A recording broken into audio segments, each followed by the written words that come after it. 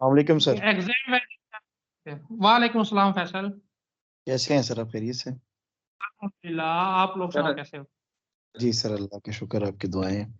Sir ऊप का test तो नहीं दिया ना अभी आपने? नहीं, वो मैं शेयर करता हूँ एक आध दिन तक। सर ये इलेक्शन के बाद ही रख लें ऊप का टेस्ट। मैं शेयर कर दूंगा ना बना के, क्योंकि आगे छुट्टियां आ रही हैं तो इसमें अच्छे से मैं बना भी लूंगा। तब आप लोग जैसे आप लोगों को फिजिबल होगा, 2-3 दिन हम उसमें आप लोग जो है ना फिर वो कर लीजिए। अब हम सर 11 को होगी ना हमारी क्लास? नहीं, इतनी छुट्टियां क्यों है फैसल? इतनी क्यों कह रहे हो आप? सॉरी सर, क्या 10 बात को 10। सॉरी सर, 10 को होगी ना सर, सैटरडे को? है? साथ की मैं तो था, लेकिन अगर देखेंगे अगर दोस्त रिटर्न नहीं हो सके अपने पोलिंग स्टेशन से, क्योंकि 8 को जो है ना उन्होंने सारा रिजल्ट वगैरह जमा करवाना है, बाकी डिले हो सकता है। तो फिर हम जी 8 ही भी कर लेंगे, वरना 8 डिले नहीं हमने करना, 9 को तो लाजमी क्लास होगी। सर वो तो 9 को। टाइम लगेगा ना, 2 दिन में तो नहीं होगी। मतलब कल तो वैसे जाना है, 8 को तो इतनी जल्दी ठीक सामान रिटर्न भी नहीं होता, वहां पे बहुत रश है, होता है कल आरओ तो के 8 पास। 9 को हमारी क्लास होगी इंशाल्लाह। और ये भी नहीं अच्छा। पता कि हमारा रिजल्ट 9 को जमा हो जाए, कुछ लोगों का अगले दिन जाके सबमिट होता है। हम्म। बस एक कोशिश करना है जो भी आपके प्रिजाइडिंग है कि वो ड्यूटी 8 तक ड्यूटी क्लास। भी ऐसी है ना, ड्यूटी ऐसी है, थकावट बहुत रहती है। हमने पहले भी की है, तो 2-3 दिन तो बंदे को समझ नहीं आ रहा होता क्या करना है। और तो वाकई बहुत हो चलो, जाती है सर। वो अल्लाह सर खैर देख करे। 8 को क्या सिचुएशन बनती है। ठीक है, अच्छा स्क्रीन शो हो रही है सबको? 9 सर। नहीं हो रही? एक मिनट में दोबारा कर। जी सर, हो रही है। अच्छा मैं दोबारा करता हूँ।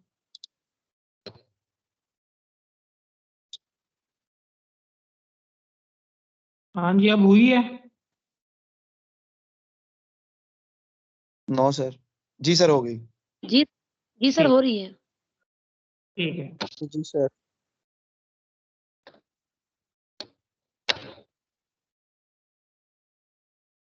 और बेचारा लैपटॉप है मेरे पास, थका हुआ था।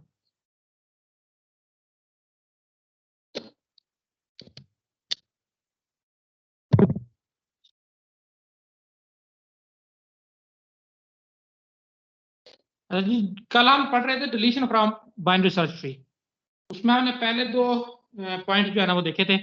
उसमें क्या था कि अगर आपने कोई भी की वैल्यू बाइनरी सर्च ट्री से डिलीट करनी है, तो आपने ख्याल रखना है कि जो डिलीशन के बाद आपके पास रिजल्टेंट ट्री बचेगा वो भी बाइनरी सर्च ट्री ही हो, यानी कि जो उसकी बेसिक प्रॉपर्टीज है कि लेफ्ट सब ट्री की किसी भी की वैल्यू से उसका छोटा होगा और राइट सब ट्री जो है वो की वैल्यू से बड़ा होगा। तो ये आपने प्रॉपर्टी जो है ना वो मेंटेन करनी है जब भी आपको डिलीट करोगे। तो इसका हमने पहले 2 केसेस देख लिए थे। ये नीचे से पेन क्यों नहीं बरामद हो रहा? अच्छा, पहला केस था कि अगर जिस नोड को आप डिलीट कर रहे हो उसका कोई भी चाइल्ड नहीं है, यानी कि वो लीफ नोड है, तो सिंपली आप उसको डिलीट कर दोगे। और दूसरा हमने देखा था कि अगर जिस नोड को आपने डिलीट करना है उसका एक ही चाइल्ड है, इससे फर्क नहीं पड़ता कि वो लेफ्ट चाइल्ड है या राइट चाइल्ड है, लेकिन एक ही चाइल्ड है, यानी कि एक ही नोड उसके आगे डिग्री आप कह लो कि एक है। तो आप क्या करोगे, सिंपली उस नोड को डिलीट कर दोगे जिसको आपने डिलीट करना है, और जो उसका चाइल्ड है वो उसकी जगह ले लेगा, रिप्लेस हो जाएगा। और लास्ट केस हमने देखा था कि जिस ट्री को सॉरी जिस नोड को आप डिलीट करने लगे हो उसके 2 चाइल्ड हैं, तो तब आपने क्या करना है? तो 2 ऑप्शन थे आपके पास कि या तो आप उसके इन ऑर्डर प्रीडिसेसर को देखोगे कि वो उसकी जगह ले ले जो नोड डिलीट करनी है, या इन ऑर्डर प्रीडिसेसर को देखोगे कि वो उसकी जगह ले ले। तो इसको हम आज देखते हैं कि ये क्या चीज है। तो देखें जी, ये पहला केस था हमारे पास। इसमें क्या था कि लेट्स से कि ये 20 जो है ना आपको शो हो रही होगी, ये एक लीफ नोड है, इसको मैंने डिलीट करना है। तो केस 1 कहता है कि अगर आप ऐसी नोड को डिलीट करने लगे हो जिसकी कोई भी मजीद चाइल्ड नहीं है, तो सिंपली आप उसको डिलीट कर दो। तो हमने ऐसे ही किया, और डिलीट करने का तरीका मैंने कल भी बता दिया था कैसे करना है कि वो उससे ऊपर वाली नोड होगी उसके पॉइंटर में आपने नल रखवा देना। और इसको आप अगर वाकई ही फ्री करना चाहते हो तो वो हमने नोड का लिंक लिस्ट में देखा हुआ है कि आप एक टेल पॉइंटर रखोगे और एक पॉइंटर 20 वाली नोड पे लाओगे, और फिर आप जिस पॉइंटर से इसको पॉइंट कर रहे होगे उसको डिलीट कर दोगे। तो इससे क्या होगा कि वो पॉइंटर डिलीट नहीं होगा, लेकिन पॉइंटर जिस लोकेशन को पॉइंट कर रहा होगा वो लोकेशन यानी कि 20 वाली नोड डिलीट हो जाएगी। सिंपली ये आसान सा केस था, इसमें कोई इतनी प्रॉब्लम नहीं थी। दूसरा केस हमारे पास था कि अगर आप ऐसी नोड को डिलीट करने लगे हो जिसके एक चाइल्ड है। लेट्स से कि आप जो आपके सामने ट्री नजर आ रहा है, इसमें मैंने 70 की नोड को डिलीट करना है, 70 जिसकी की वैल्यू है। तो मैंने चेक किया तो उसके एक ही चाइल्ड है, तो मुझे पता है कि इस केस में क्या करना है कि इसकी चाइल्ड इसकी जगह ले ले। तो मैंने यही किया, पहले स्टेप में मैंने क्या किया, इन दोनों की वैल्यू को स्वैप कर दिया। 70 की जगह पे 80 आ गया और 80 की जगह पे 70 आ गया। देखो मैं डायरेक्ट 70 को डिलीट नहीं कर सकता। अगर मैं डायरेक्ट 70 को डिलीट कर दिया तो 80 को पहुंचने के लिए मेरे पास कोई भी लिंक नहीं रह जाएगा। आपने लिंक लिस्ट में देखा था कि अगर बीच वाली नोड को आप डायरेक्ट डिलीट कर देते हो तो उससे आगे आप कैसे पहुंचोगे अगर आपके पास से लिंक खत्म हो गया। पहले इसका बेहतर तरीका ये है कि आप या तो टेल पॉइंटर लगाओगे, 2 पॉइंटर यूज करोगे, या इनकी वैल्यू को आपस में स्वैप कर दोगे, जैसे कि यहाँ पे आपको नजर आ रही होगी कि पहले 70 की जगह पे 80 की वैल्यू आ गई और 80 की जगह पे 70 आ गई, और उसके बाद सिंपली ये वैसे ही बन जाएगी जैसा कि एक लीफ नोड है जिसका कोई चाइल्ड नहीं है, सिंपल इसको डिलीट कर दो। तो ये हमारे पास दूसरा केस। अब तीसरा केस था कि अगर आप ऐसी नोड को डिलीट करने लगे हो जिसके 2 चाइल्ड है या पूरे के पूरे सब ट्री है, तो उस सूरत में आपने क्या करना है, देखो आपने उसका इन ऑर्डर प्रीडिसेसर या इन ऑर्डर सक्सेसर तलाश करना है। तो ज्यादातर हम इन ऑर्डर सक्सेसर से रिप्लेस करते हैं, लेकिन आप इन ऑर्डर प्रीडिसेसर से भी कर सकते हो क्योंकि वो भी इससे सॉर्टेड ऑर्डर में मिलेगा फिर पहले वाला। तो देखो जी, लेट्स से कि मैं अब किस नोड को डिलीट करने लगा हूं, 70 नोड को डिलीट करने लगा हूं। तो देखो 70 का इन ऑर्डर सक्सेसर क्या है, यानी कि अगर मैं इसकी इन ऑर्डर ट्रिवर्सल करूं, एक मिनट मैं इसको पहले क्यों नहीं शो हो रहा मेरे पास पेंसिल में, वो चेक कर लूं, सिर्फ एक मिनट दीजिए।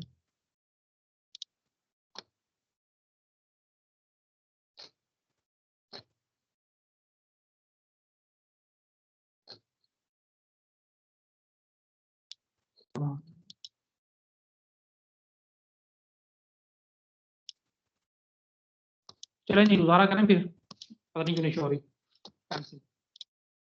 तो सिंपल इसका जो है ना, मेरा इन ऑर्डर सक्सेसर देखा, यानी कि इसके बाद जो इन ऑर्डर ट्रिवर्सल में आएगा। तो 70 के बाद अगर मैंने जैसे आप लोगों को तरीका बताया था, तो देखो या तो 50 आप ले सकते हो या इन ऑर्डर प्रीडेसेसर इसका देखोगे तो वो आपके पास 60 आएगा। तो इनकी एक जगह पे आप कर सकते हो। तो मैंने कहा कि ज्यादातर हम नहीं, इसमें सॉरी क्या वैल्यू डिलीट कर रहा है, इसमें भी 50 ही कर रहा है। अच्छा सॉरी, मेरे पास जो है ना इसकी मैंने एग्जांपल फिर शामिल नहीं की इसकी, एक मैं देख लेता हूँ। नहीं हो रही सर। हाँ ये भी, जी जी सिंपल की है, जी बोलें। सर स्क्रीन शो नहीं हो रही।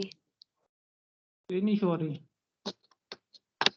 अच्छा जी मैं जुगाड़ लगाता हूँ।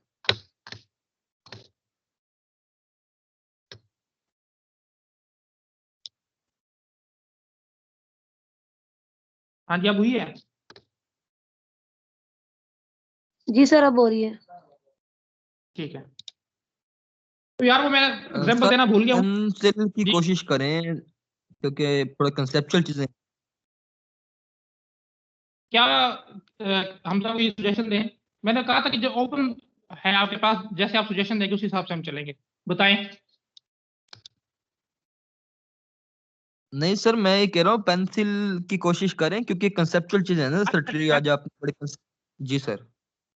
अच्छा पेंसिल, यार ये विंडो लेवल में टास्क बार कैसे हाइड होती है, किसी को पता है? शायद इसके नीचे कहीं पे लाइक में देख लेता हूँ। टास्क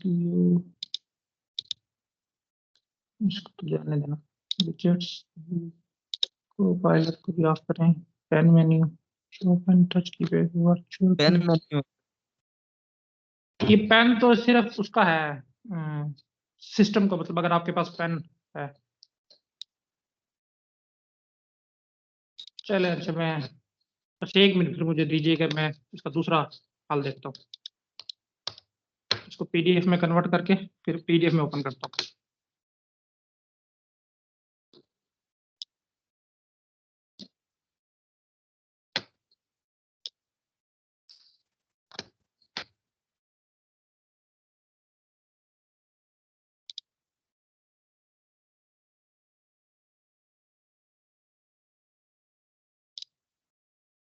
जो सिस्टम आप रेगुलरली यूज ना कर रहे हो ना और अचानक से करना पड़ जाए तो उसमें फिर आपको पता नहीं चलता कि कितने मसाइल हैं। यही मेरे साथ हुआ है, मैंने आज लैपटॉप पे क्लास ली क्योंकि मैं आउट ऑफ सिटी हूँ, मुझे कुछ समझ नहीं आ रही है। अच्छा नहीं, इससे ऊपर नहीं करना, इसको एच से करना है। सिर्फ एक मिनट दीजिएगा मुझे, मैं इसको चेक करता हूँ।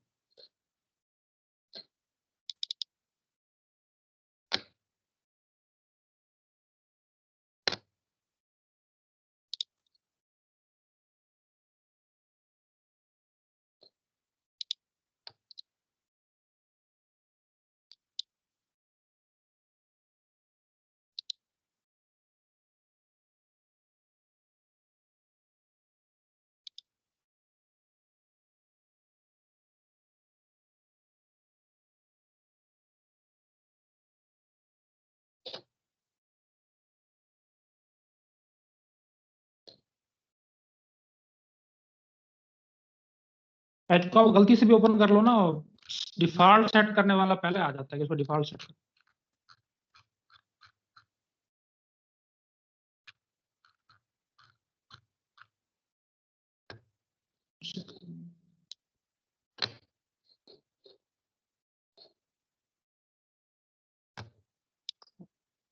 और इसके बाद कितने टॉपिक रहते हैं डेटा स्ट्रक्चर के?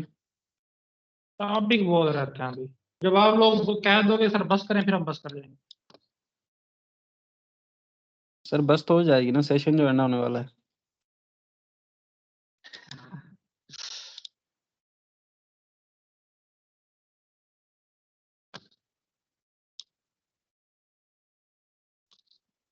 चलें जी, गुजारा करते हैं। देखिए जी, नेक्स्ट अभी हमारे पास है ड्रॉबैक ऑफ बीएसटी। कि बाइनरी सर्च ट्री में आप देख रहे हो कि यार बड़े काम की चीज़ है, सर्चिंग बड़ी आसान हो गई है, बाकी डिलीशन वगैरह भी आपको लिंक लिस्ट के थ्रू बड़े आसानी से हो जाती है। और हमारा मेन मकसद मैंने पहले ही बता दिया था कि बाइनरी सर्च ट्री को पढ़ने का ये है कि आप सर्चिंग आपकी फास्ट हो सके। अब एक एग्जांपल देखते हैं। लेट्स से कि कल हमने इंजर्शन देखी भी थी कि अगर आपको कीज दी गई हो उससे बाइनरी ट्री बनाना हो तो कैसे बना सकते हैं। तो वो एक एग्जांपल दोबारा से आपके सामने नजर आ रही है कि कीज दी गई है, इससे हमने बाइनरी ट्री बनाना है। तो लेट्स से मैं जल्दी जल्दी इसको ड्रा करता हूँ।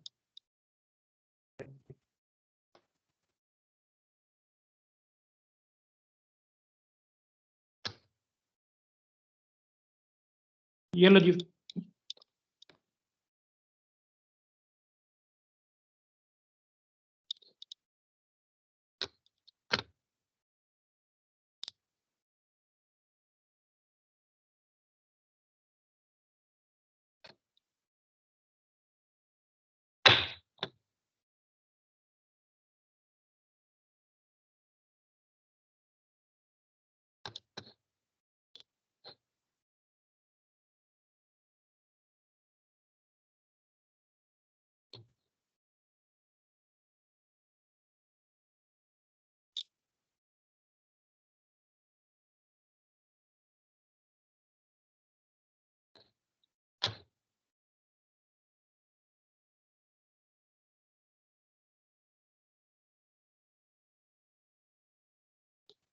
यार मेरे पास कोई ड्रा का मसला आ रहा है, इसमें ड्रा नहीं हो रहा।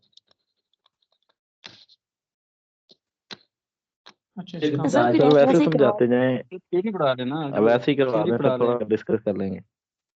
नहीं, फिर इसको देखते हैं, हम कोई तरीका निकालते हैं इसका। सर नेट से तो फ्री डाउनलोड कर लेना, क्या कर लूँ? वो पिक्चर डाउनलोड कर लेना आप नेट से। तो ठीक है, 1 मिनट में इसको देखता हूँ।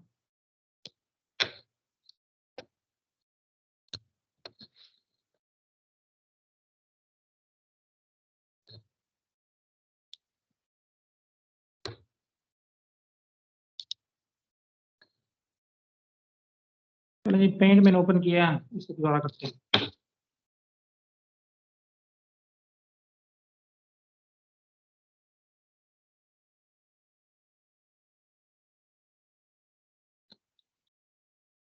ठीक है, गुजारो जी। तो देखें जी, पहले 40 है मेरे पास, मैं ये पहली नोड बन जाएगी। सर आप वो उसके नहीं बाद पढ़ा रहे थे डिलीशन वाला? डिलीशन वाला यार, उसकी जो है ना मेरे पास क्या कहते हैं, इलस्ट्रेशन है नहीं। सेकंड जिसकी 2 नोड्स होती है, मैं बाद में आपको बताता हूँ। सही है मुझे सर। इंसर्ट करना भूल गया। अच्छा, उसके बाद मेरे पास 20 आया, वो आगे आ जाएगी ये ट्री में ना, फिर आपको क्लियर हो जाएगा। तो 20 को देखें जी, ये 40 से छोटा है तो इसके ये लेफ्ट साइड पे आ जाएगा। उसका 30 आया, हम अगेन 40 से स्टार्ट करेंगे, 40 से छोटा है लेफ्ट साइड में, 20 है, 20 से बड़ा है तो ये इस तरह आ जाएगा। उसके बाद 60 आया, 40 से ग्रेटर है, 40 के ये जो राइट साइड में आ जाएगा। उसके बाद 50 आया, 40 से ग्रेटर है, आगे 60 है, 60 से छोटा है तो ये इसके लेफ्ट में आ जाएगा। उस पर मेरे पास 10 आता है, 10 40 से छोटा है, 20 20 से भी छोटा है तो ये इसके लेफ्ट में आ जाएगा।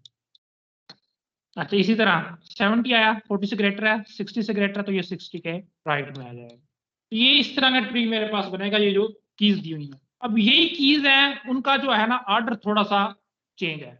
उसको देखो ये किस सूरत में कैसे बनेगा ट्री।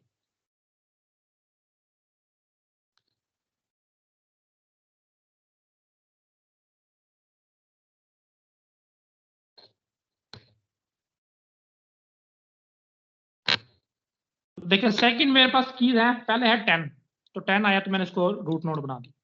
उसके बाद आया 20, ये 10 से ग्रेटर है, इसके राइट में आ जाएगा। अगेन मेरे पास आया 30, ये भी इसका 10 से बड़ा है, ठीक है, 20 है 20 से बड़ा है, ये इसके राइट में आ जाएगा। अगेन मेरे पास आया 40, 10 से बड़ा है राइट में, 20 से बड़ा है राइट में, 30 से बड़ा है राइट में, ये भी इसके राइट में आ जाएगा। अगेन मेरे पास आया 50, 10 से बड़ा है, 20 से बड़ा, 30 से बड़ा, 40 से भी बड़ा, तो ये इसके राइट में। अच्छा, उसके बाद मेरे पास आया 60, 10 से बड़ा राइट में, 20 से बड़ा इसके राइट में, 30 से बड़ा इसके राइट में, 40 से बड़ा इसके राइट में, और 50 से भी बड़ा, तो ये इसके भी राइट में आ जाएगा। अगेन मेरे पास 70 आता है, तो ये भी इसके राइट में आ जाएगा। तो आप इस सूरत में देख रहे होंगे कि ये बिल्कुल ऐसे ही काम कर रहा है जैसे कि आपने कोई लीनियरली डाटा इंसर्ट किया हो। लेट्स से कि मैं एग्जांपल ले लेता हूँ कि लिंक लिस्ट में लीनियर आप डाटा स्ट्रक्चर कर रहे हो, बार बार सारों को ट्रैवर्स करके, या अरे में देख लो कि आपने डाटा इंसर्ट करना है, पहले क्रॉस किया, सेकंड को किया, थर्ड को किया, फिर फोर्थ में इंसर्ट किया, बिल्कुल ऐसे काम कर रहा है। जबकि हमने पढ़ा था कि जो बाइनरी सर्च ट्री में इंसर्शन का रेट है वो log n है। वो इस सूरत में है जब आपका जो बाइनरी सर्च ट्री है उसकी वैल्यूज एक खास तरतीब में आपको दी जाए। जैसे कि हमने पहले एग्जांपल में देखा था, वो दिया गया तो बिल्कुल हमारे पास एक बैलेंस बाइनरी सर्च ट्री बना और उसकी हाइट पे हमने देखी तो वो log n है। लेकिन सेम कीज को थोड़ा सा ऑर्डर चेंज करके दिया तो आपने देखा कि बिल्कुल एक ही सीमत में हमारा बाइनरी सर्च ट्री जो है ना वो फैलता गया। तो इसको कहते हैं स्क्यूड ट्री। ये लेफ्ट स्क्यूड भी हो सकता है, राइट स्क्यूड भी हो सकता है। तो ये जो मैंने अभी ड्रा किया है राइट स्क्यूड ट्री है। जी हमजा। जी सर, राइट स्क्यूड है सर, ठीक है, समझ आ गया। ठीक है, तो अगर इस तरह का कोई आपके पास आ जाए, अब देखो ना, आपने तो प्रोग्राम डिजाइन करना है, जो इनपुट देगा कि मुझे बाइनरी सर्च ट्री बना के, तो वो यूजर होगा। अब आप यूजर को बाउंड नहीं कर सकते कि वो एक स्पेसिफिक ऑर्डर में आपको कीज दे, उसकी मर्जी वो जिस ऑर्डर में दे। अगर तो इसी ऑर्डर में दे रहा है, जैसे मैंने अभी सेकंड एग्जांपल में लिया, तो इस तरह तो आपका बाइनरी सर्च ट्री बनाने का जो मकसद है वो फोत हो जाएगा। तो हम चाहते हैं कि यार बेशक जिस भी हिसाब से कीज जो है ना किसी भी ऑर्डर में दी जाए, मेरे पास जो ट्री बने ना उसकी हाइट हमेशा log n हो। यानी कि log n हमने कहा है कि हमारे पास एक स्टैंडर्ड बाइनरी ट्री है जो हमें श्योरिटी देता है कि आप इंसर्शन करो, डिलीशन करो, सर्चिंग करो, आप हमेशा log n टाइम में कर सकते हो। इसी चीज को हम कहते हैं कि ये बैलेंस्ड बाइनरी ट्री है। अगर वो अपने सारे ऑपरेशन को log n टाइम में सर अंजाम दे रहा है तो हम उसको कहते हैं कि ये बैलेंस्ड बाइनरी सर्च ट्री। तो लेकिन जैसे अभी मैंने एग्जांपल दी थी, तो सेकंड जी सेल्फ बैलेंसिंग लेंगे सर, जैसे हमारे पास होते हैं दूसरे होते हैं AVL होता है सर। जी जी बिल्कुल बता रहा हूँ। जी जी। तो ये हमारे पास जो है ना ड्रॉबैक है बाइनरी सर्च ट्री का, कि आप कंट्रोल नहीं कर सकते इसकी हाइट को, इसकी लेंथ को कंट्रोल नहीं कर सकते, आप बाउंड नहीं कर सकते यूजर को कि हम वो हमेशा एक खास ऑर्डर में कीज दे, और ना आप किसी कर भी सकते हो। तो आप चाहते हो कि यार यूजर जिस तरह से मर्जी, जिस ऑर्डर से मर्जी कीज दे, आपके पास जो रिजल्टेंट ट्री बने ना वो बैलेंस्ड हो। तो इसके सिलसिले में जो है ना हमने नए बाइनरी सर्च ट्री डिवाइस किए हैं, वो है बाइनरी सर्च ट्री, उसमें सारी प्रॉपर्टीज वही होंगी जो बाइनरी सर्च ट्री की है, लेकिन वो हमें गारंटी देंगे कि आपकी जो है ना जो किसी भी ऑपरेशन की कॉस्ट है वो log n टाइम में होगी। तो इनमें से पहले नंबर पे जो ट्री है वो है AVL ट्री। इसको हम देखते हैं क्या है। एक मिनट दीजिएगा, मैं इसको PDF डाउनलोड करूं इसकी।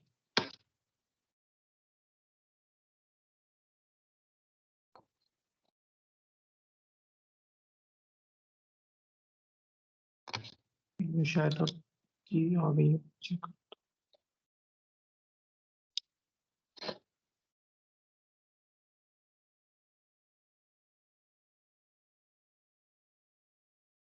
चलें जी, पेंसिल आई तो है, इससे पहले गायब हो जाए मैं इसको ले लूं।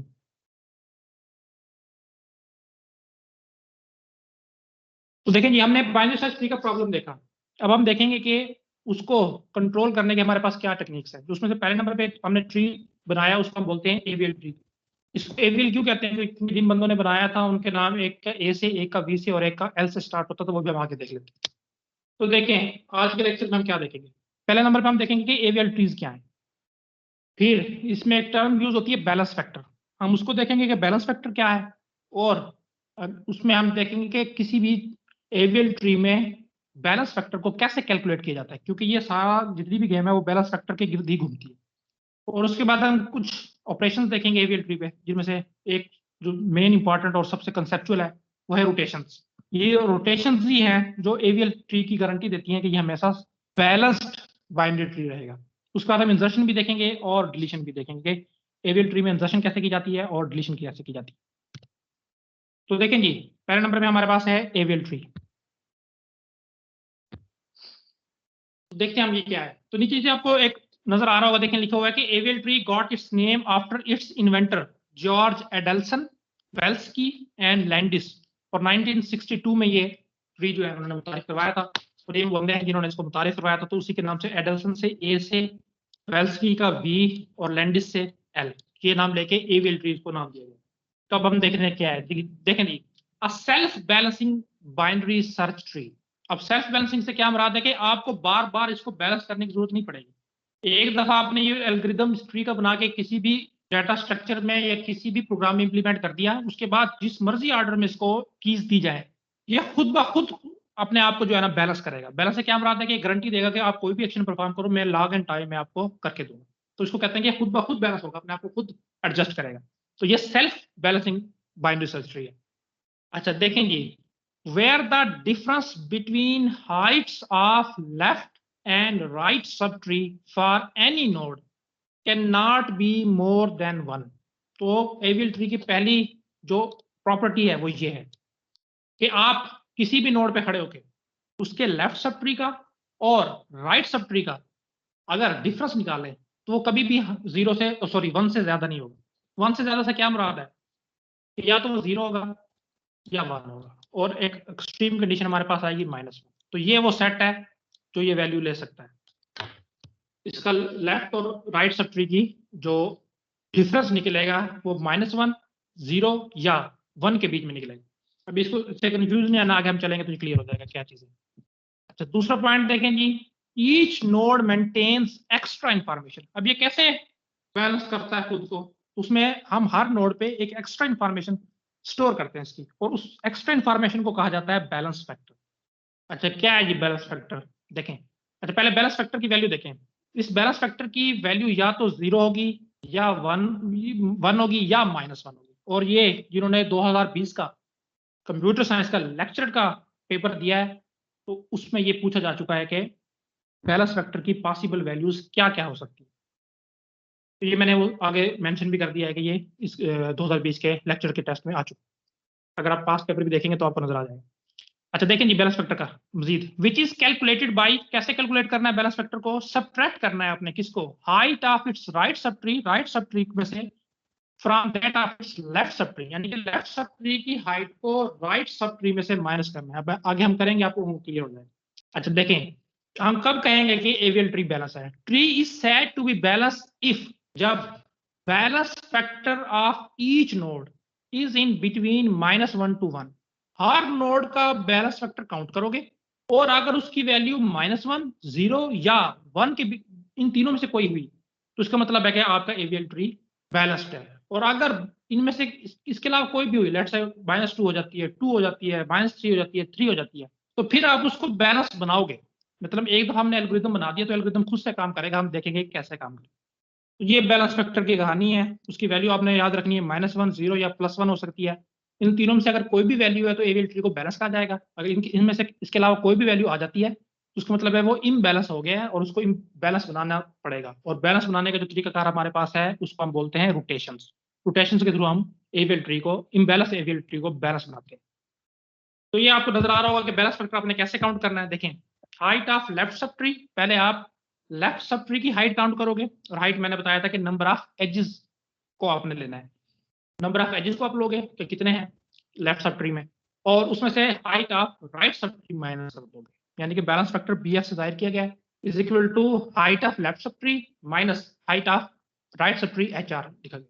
और दूसरे नंबर पे एक पॉइंट लिखा गया है कि balance factor is calculated for each node. सिर्फ एक आधी नोड के लिए, रूट नोड के लिए आपने फाइंड नहीं करना, हर मर्तबा हर नोड के लिए आप बैलेंस फैक्टर काउंट करोगे, और आप देखोगे कि कौन कौन सी नोड इम्बैलेंस है, यानी कि किस किस नोड की बैलेंस फैक्टर वैल्यू 1, -1 और 0 के अलावा आ रही है। तो जितनी भी आ रही होंगी आपको सबको बैलेंस करना पड़ेगा। और अगर कैसे बैलेंस करना पड़ेगा, आप टॉप बॉटम से टॉप की तरफ जाओगे, वो हम आगे देख लेंगे जब। तो देखिए पहले आप सीख लो कि बैलेंस फैक्टर कैसे काउंट किया जाता है। तो देखिए आपके पास एक ट्री नजर आ रहा होगा, तो इसमें पहले मैं रूट नोड का बैलेंस फैक्टर काउंट करता हूँ। बैलेंस फैक्टर कहता है कि height of left sub tree उसमें से माइनस करो height of right sub tree. तो पहले मैं लेफ्ट सब ट्री यानी कि रूट के जो लेफ्ट है इसके नंबर ऑफ एजेस काउंट करता हूँ, मैक्सिमम नंबर ऑफ एजेस कितने डेप्थ में जा रहे हैं। तो देखें एक ये हो गया, उसके बाद एक ये हो गया 2 और एक ये रहा तीसरा। तो मैक्सिमम हाइट जो है राइट सब ट्री की तो 3 है, तो मैंने यहाँ पे 3 लिख लिया। उसके बाद मैंने इसमें सब्सट्रैक्ट करना है कि height of right sub tree कितनी है। राइट सब ट्री देखें एक एजेस ये है और उसके बाद कोई सा भी मैं ले सकता हूँ, तो मैं इसको ले रहा हूँ, तो 2 है। 3 माइनस मैंने 2 किया तो 1 है। तो रूट का बैलेंस फैक्टर रूट नोड का मेरे पास निकला 1, यहाँ पे मैंने लिख भी दिया। अच्छा, इसी तरह अब मैं इससे नीचे लेवल बाय लेवल चलूंगा। मैं 50 का रूट क्या कहते हैं बैलेंस फैक्टर काउंट करूंगा। तो इसके देखें जी राइट सब ट्री में सिर्फ एक ही एजेस है, एक लगा दिया। अब राइट में आप देखोगे एक ये रहा और ये भी हो सकता है, या इसको आप ले लो, यानी कि 2 है। 1 माइनस 2 किया तो ये -1 आ गया, ये नोड भी बैलेंस है। अच्छा, उसके बाद मैं लेवल बाय लेवल चल रहा हूँ। 150 जिसकी की वैल्यू है उसका बैलेंस फैक्टर काउंट करूंगा, एक लेफ्ट सब ट्री का और एक ही राइट सब ट्री का। 1 - 1 0, तो ये भी बैलेंस नोड है। उसके बाद मैं नीचे चल रहा हूँ, 25 का कोई ना कोई लेफ्ट सब ट्री है ना ही कोई राइट सब ट्री है। 0 - 0 0, तो ये नोड भी बैलेंस है। 75 का आप देखोगे एक लेफ्ट सब ट्री और एक ही नोड है राइट सब ट्री में, तो 1 - 1 0, तो ये भी बैलेंस है। 125 का कोई लेफ्ट सब ट्री नहीं है, कोई राइट सब ट्री नहीं है, 0 - 0 0, तो ये भी बैलेंस है। और 175 पे भी कोई लेफ्ट सब ट्री नहीं है, कोई राइट सब ट्री नहीं है, तो 0 - 0 0, तो ये। तो इस वक्त जो आपको ये ट्री नजर आ रहा है, तो ये बैलेंस्ड बाइनरी सर्च ट्री है। समझ आ गई कैसे काउंट करना है? जी सर। Yes sir. इसके साथ ही बिल्कुल एक और एग्जांपल भी दी गई है, तो ये भी बैलेंस्ड बाइनरी सर्च ट्री की है। तो अगर आप कहते हो तो मैं दिखा देता हूँ, अगर आप काउंट कर लेना खुद ही, मैंने प्रैक्टिस के लिए दिया था कि जब भी आप देखो तो इसको कर लें।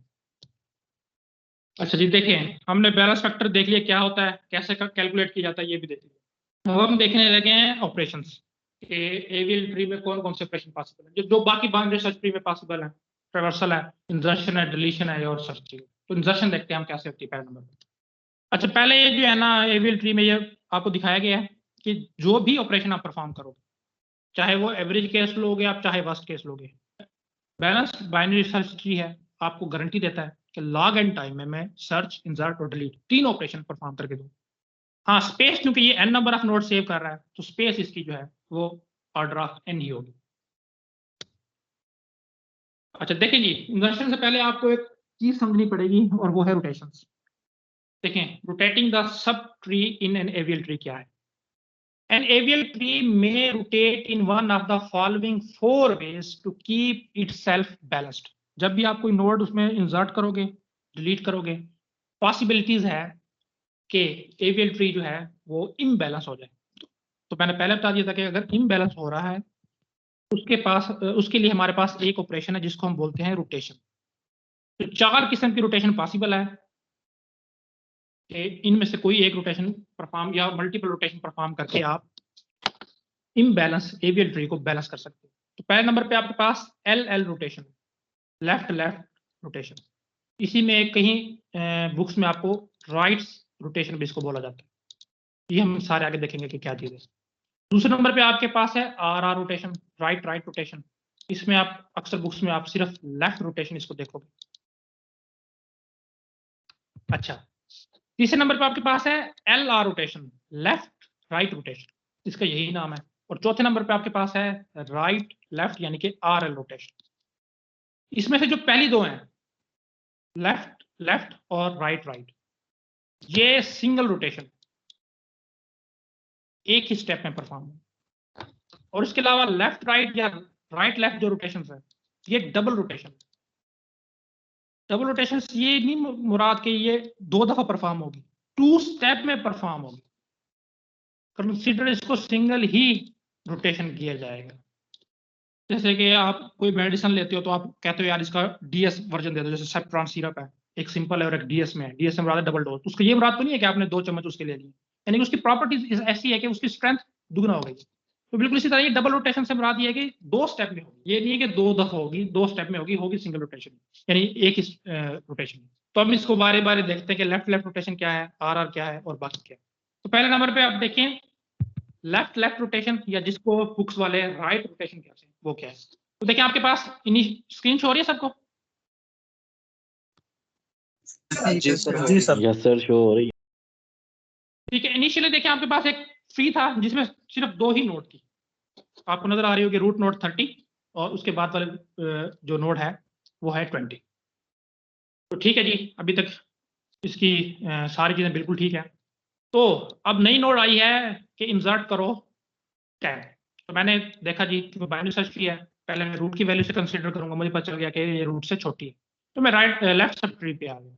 लेफ्ट सब ट्री में दूसरी नोड मेरे पास थी 20, तो मुझे पता चल गया ये इससे भी छोटी है, इसके लेफ्ट में इसने इंसर्ट होना है, तो मैं इधर बना लेता हूँ आफ्टर इंसर्टिंग, जहाँ पे लिखा हुआ ये 30 था, इसके बाद ये 20 हुआ, और ये इसके लेफ्ट में आ गई क्योंकि उससे छोटी थी। अब देखो इससे पहले जो है ना ट्री जो है ना वो बैलेंस था, बेशक आप बैलेंस फैक्टर चेक भी करोगे तो आपको कोई भी 1, -1 और 0 से बड़ा नहीं मिलेगा। अब हम चेक करते हैं, देखिए तो पहले मैं नीचे से ऊपर चला लो या ऊपर से नीचे चला लो, एक ही बात है। तो मैं नीचे से ऊपर चलता हूँ, पहले मैं 10 का बैलेंस फैक्टर काउंट करता हूँ, ना ही कोई इसका राइट सब ट्री है ना ही कोई लेफ्ट सब ट्री है, तो इसका बैलेंस फैक्टर आ गया 0। 20 की वैल्यू वाली नोड की मैं चेक करता हूँ, तो इसका लेफ्ट सब ट्री है 1 और राइट सब ट्री है 0, 1 - 0 1। और रूट नोड का चेक किया मैंने, तो लेफ्ट सब ट्री 1 2 और राइट सब ट्री 0, 2 - 0 2। तो एविल ट्री की प्रॉपर्टी कहती है कि अगर किसी भी नोड की बैलेंस फैक्टर 1 0 और -1 से अलग इसके अलावा हो, तो इसका मतलब है वो इम्बैलेंस हो गया, तो उसको बैलेंस करना है। तो अब देखो किस वजह से बैलेंस हुआ है, हमने नोड जो है वो रूट नोड के लेफ्ट और उसके भी लेफ्ट में इंसर्ट किया है, यानी कि मैं इसको कह सकता हूं ये लेफ्ट लेफ्ट या एल एल इम्बैलेंस हो गया। ये लेफ्ट ऑफ लेफ्ट में मैंने इंसर्ट की थी, इस वजह से इम्बैलेंस हो गया है, तो मैंने इसका नाम दे दिया एल एल इम्बैलेंस, और इसी वजह से मैंने इसका नाम एल एल रोटेशन रखा है। बुक्स में आपको राइट रोटेशन मिलेगा, राइट रोटेशन से क्या रहा था कि राइट साइड पे आपने इसको रोटेट करना है। अच्छा, तो ये इम्बैलेंस हो गया। अब देखें रोटेशन कैसे परफॉर्म होगी, तो देखें जी रोटेशन कैसे परफॉर्म होनी है। अच्छा, एक बात आप याद रख लें कि एवीएल ट्री में बेशक 1000 नोड्स हों, 2000 हों, जितनी मर्जी नोड्स हों, रोटेशन हमेशा 3 नोड्स पे परफॉर्म होगी, ना इससे कम ना इससे ज्यादा। 3 नोड्स शामिल होंगी रोटेशन में, और उसके अलावा बाकी जो भी नोड्स बचेंगी उनको हमने एडजस्ट करना है कि वो कहाँ पे आएंगे, वो हम आहिस्ता आहिस्ता देखते रहेंगे। तो चूंकि ये लेफ्ट ऑफ लेफ्ट की वजह से हुआ था, यानी कि 20 में हमने इंसर्ट की थी, तो 20 वो और मतलब रूट नोड पे जो है ना हमारा इम्बैलेंस होगी, और हमने रूट नोड को अब ठीक करना, बाकी दो तो ठीक थी। तो मैंने अब क्या करना है, लेट्स से ये 30 है ना, 30 पे आप समझ लेते आपने जो है ना ये कोई कील वगैरह लगा दी है या कोई इसको दबा लिया, और समझे कि ये जो इसके एजेस है ना ये कोई धागा है इस तरह करके, तो आपने 30 पे रख के ना इस धागे को खींचना है, यानी कि इस तरफ खींचना है। तो क्या होगा उससे 20 जो है वो 30 वाली जगह पे चला जाएगा और 30 नीचे आ जाएगा। तो देखिए क्या होगा, 20 ऊपर चला जाएगा खींचोगे, और 30 जो है वो इस तरफ आ जाएगा, क्योंकि आपने बीच में हाथ रखा हुआ है और उसको राइट साइड पे खींच रहे, और 10 जो है वो 20 के साथ ही लगा हुआ, तो इस तरह हो जाएगा। समझ आई इस चीज की? जी सर समझ आ गया। सर समझ आ गया। तो ये ना समझ ले, उसको पकड़ लें, और आप वो समझे कि बाकी सारी नोड्स ना एक धागे से बंधी हुई है, तो आप धागा पकड़ के जो है ना राइट साइड पे आपने खींच लिया, तो उससे क्या हुआ, 20 ऊपर चला गया, 30 को तो आपने खींच ही लिया हाथ रख के, तो जाहिर वो नीचे आ जाएगा, वो नीचे आ गया, और 10 जो है वो उसके साथ ही 20 के साथ मूव कर गया। तो आप ये देखो, अब आप इसमें से किसी भी नोड का बैलेंस फैक्टर देखो, 10 का 0 है, 30 का 0 है, 20 का भी 0 है, सारे नोड का बैलेंस फैक्टर 0 है, यानी कि वो हमारे सेट में लाई करता है। तो आफ्टर रोटेशन आपके पास इस तरह का बाइनरी ट्री मिलेगा जो कि बैलेंस्ड। तो इसको एल एल रोटेशन मैंने इस वजह से कहा है क्योंकि ये एल एल इम्बैलेंस हुआ था, और राइट रोटेशन इसको स्टैंडर्ड इसका नॉमेनक्लेचर नेम है, मतलब स्टैंडर्ड नाम कोई नहीं, आप कोई भी कह सकते हो, आप इसको क्लॉकवाइज भी कह सकते हो कि सर देखें क्लॉकवाइज मैंने रोटेट किया, बिल्कुल ठीक है, L L rotation, right rotation या क्लॉकवाइज रोटेशन आपके उस पर है, कोई इसका स्टैंडर्ड नाम नहीं। तो यहाँ पे मैं एल एल लिख देता हूँ इसका कि ये एल एल रोटेशन है, और आफ्टर एल एल रोटेशन इस तरह का हो जाएगा। आप राइट कहना चाहते हो राइट कह दो, क्लॉकवाइज कहना चाहते हो क्लॉकवाइज कह दो। मेन चीज है कि आपको समझ आनी चाहिए कि किस वजह से इम्बैलेंस हुआ था और उसका तरीकाकार क्या है। जब भी एल एल इम्बैलेंस होगा आप राइट साइड पे मूव करोगे, जब भी आर आर इम्बैलेंस होगा आप लेफ्ट साइड पे रोटेट करोगे, वो हम आगे देख लेंगे। अच्छा जी, लास्ट लाइन में इसका नोट लिखा हुआ देखें, if a node is added to the left sub tree of left sub tree, जिसमें हमने देखा था कि लेफ्ट सब ट्री था ये वाला, और इसके भी लेफ्ट में हमने ऐड किया था, द एवियल ट्री में गेट आउट ऑफ बैलेंस। तो इससे क्या होगा कि हमेशा तो नहीं लेकिन हो सकता है कि एवियल ट्री इम्बैलेंस हो जाए, तो फिर हम क्या करेंगे, we do a single right rotation. तो हम सिर्फ एक सिंगल राइट रोटेशन करेंगे जो हमने करके देख लिया। तो ये थी हमारे पास पहली रोटेशन, जिसको एल रोटेशन या राइट रोटेशन कहा गया। तो इसमें कुछ पॉइंट्स हैं वो हम देख लेते हैं। Rotation is performed over 3 nodes only. ये बात आपने ध्यान में रख लेनी कि 3 नोड से ज्यादा रोटेशन परफॉर्म नहीं हो सकती, even if a tree has 1000 nodes. ये मैंने आपको पहले बता दिया। और दूसरा क्या है, देखें, the balance factor of the node over which rotation is performed should become 0। जिस भी नोड पे आपने रोटेशन परफॉर्म किया है, रोटेशन के बाद उसका बैलेंस फैक्टर हमेशा 0 हो जाएगा। इंसर्शन में भी, या आप नई नोड बना रहे हो तब भी, नया एवियल ट्री बना रहे हो। डिलीशन में इसमें थोड़ा सा एक्सेप्शन है कि डिलीशन में हो भी सकता है, नहीं भी हो सकता, लेकिन इंसर्शन में और अगर स्क्रैच से आप एवियल ट्री बना रहे हो, जब भी ट्री इम्बैलेंस होगा, जो नोड इम्बैलेंस हुई होगी, आप उसको जब रोटेट परफॉर्म करोगे उस पर, तो उसके बाद उस नोड का जो बैलेंस फैक्टर है वो हमेशा 0 होगा। जैसे हमने लास्ट एग्जाम्पल में भी देखा था कि 0 होगा। तो ये कुछ पॉइंट्स है जो आपने याद रखने।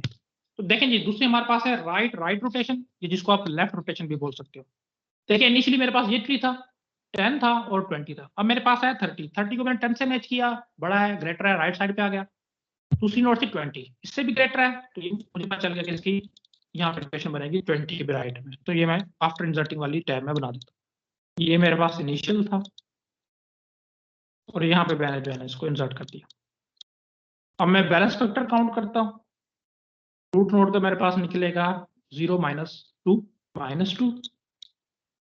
20 का मेरे पास निकलेगा 0 -1 -1 और 30 का मेरे पास निकलेगा 0 -0 0। तो अब देखें, ये 30 वाली नोड भी ठीक है, 20 वाली नोड भी ठीक है। रूट नोड का जो है वो अब -2 हो गया है, जबकि एवियल ट्री की प्रॉपर्टी कहती है कि 1 -1 और 0 के इनमें से कोई एक होना चाहिए। तो उसका मतलब ये इम्बैलेंस हो गया। कौन सी नोड इम्बैलेंस हुई है? जिसका -2 है, बस उसी के गिर्द आपने रोटेशन परफॉर्म करनी है। सेम तरीका कार है, क्या करोगे, जो रोड इम्बैलेंस हुई है उस पर आप समझ लिया कोई कील लगा लिया आपने या कोई हाथ रख लिया है और उसको रोटेट कर दोगे right side, sorry left side. तो क्या होगा, 20 उसकी जगह पे चला जाएगा, 10 घूम के नीचे आ जाएगा और 30 अब मूव कर जाएगा। ये समझ लिया धागा है और आपने इसको ऐसे परफॉर्म करना है। तो 10 नीचे आ जाएगा, 20 इसकी जगह ले लेगा और 30 वैसे का वैसे। तो मैं कर भी देता हूँ, मैंने 20 को ऊपर मूव कर दिया, 30 के साथ लगा ही हुआ है, वो एज इट इज आ जाएगा और इसकी रोटेशन की वजह से 10 जो है वो घूम के लेफ्ट साइड पे आ जाएगा एज इट इज। तो इसको हमने क्योंकि लेफ्ट साइड पे किया है, आप इसको लेफ्ट रोटेशन भी बोल सकते हो।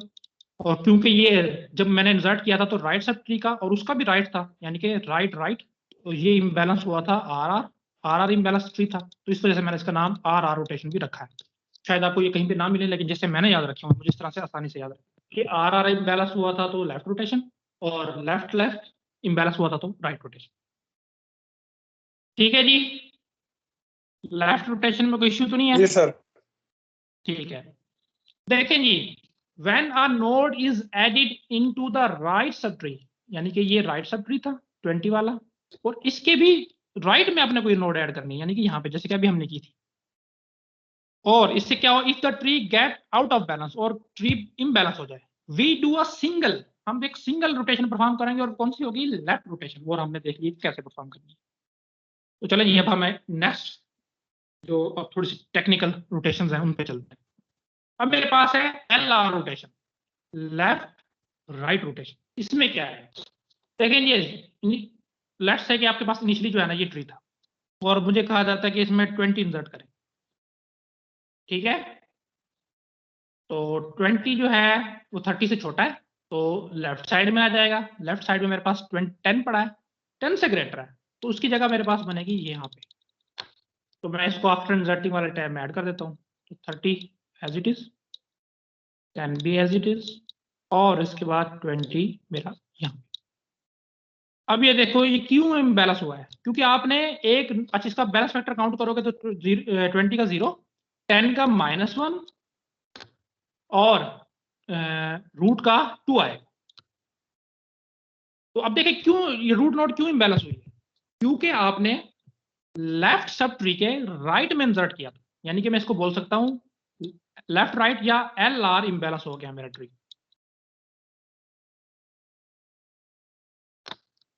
तो इसी तरह इसी चीज का नाम LR रोटेशन निकला है कि लेफ्ट राइट इम्बैलेंस हुआ था, तो लेफ्ट राइट रोटेशन परफॉर्म करना है। तो इसमें आपने क्या करना है, इसमें देखें मैं आपको वैसे ही बताऊंगा कैसे करना है, लेकिन एक जो इसका कह लें कि असल तरीका है वो ये होगा कि ये जो 20 है वो जगह लेगी रूट नोड की, और जो रूट नोड है वो राइट में आ जाएगा। इस तरीके से रोटेशन परफॉर्म होगा। लेकिन अगर आप ऐसा नहीं करना चाहते तो पहले आप परफॉर्म करोगे इस पे लेफ्ट रोटेशन, इस पोर्शन पे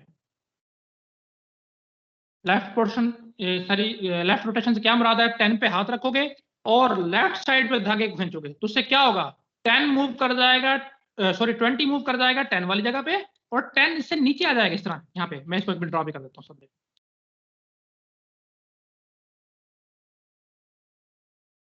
देखें।